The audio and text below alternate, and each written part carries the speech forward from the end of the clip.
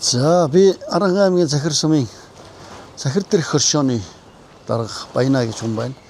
За энэ манайх одоо зээлийн батлан даалтын сангаар батлан даалгаж 16 өрхөнд 500 сая төгрөг авсан хоршоогоо.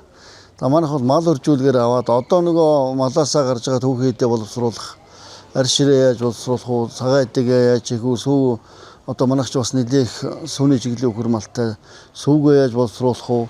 За мөн одоо бас энэ давхар ногоо тарих ажил байвал ямар байна ингээд бас зээлийн батлан даалтын сангийнхан маань энэ зээл авсан хоршоодуудаасаа төрөлх судлуулж ингээд Хятадын Ирийн хотод явж байна.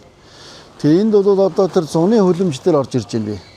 Энэ помидор өрчий тарьдаг газар юм байна. Маш олон ийм салбартай, энэ дундаа ийм дулаалга партай.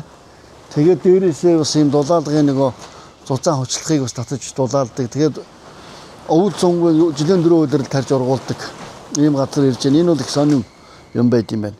Нодно манай дүүгийн бас хөлөмжтэй тэр хөлөмжтэй би тэд очиж помидор өгөрчий тарьж исэн.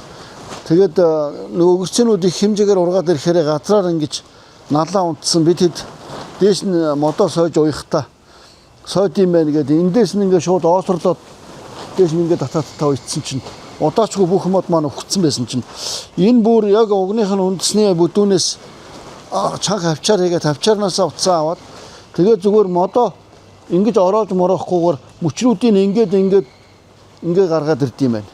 Тэгэхээр ингээд энэ утсууд ингээ явчихаараа модоо одоо тэр оосрлж байхаар бол боогод өгч байгаа гэсэн үг юм байна л да.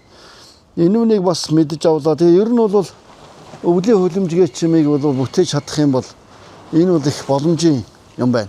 Эднийх бол яг нөгөө юм илүүхтэй газрынх болоод тэрөө гаднаа ус цэвэршүүлэгчтэй эндээ бүр 2 том боллоонтой ингээд энэ бүх боллоонуудаас авсаа аваад ингээд гоё хийсэн юм байна. Яг нэг ийм 660 м квадрат нэг ийм хөлөмж нь Монгол мөнгөөр энд нэг 500 орчим сая төгрөг болно гэж сая тооцож ярьж байгаа шиг байна тайлбарлаж байгаа юм. Тэгэхээр манай тэнд нэг 700 сая орчим босох юм болов уу гэж харлаа. Зүгээр ийм хэрвээ хийж ажиллавал бас болохгүй зүйлгүй юм байна л гэж харж авч явж байгаа.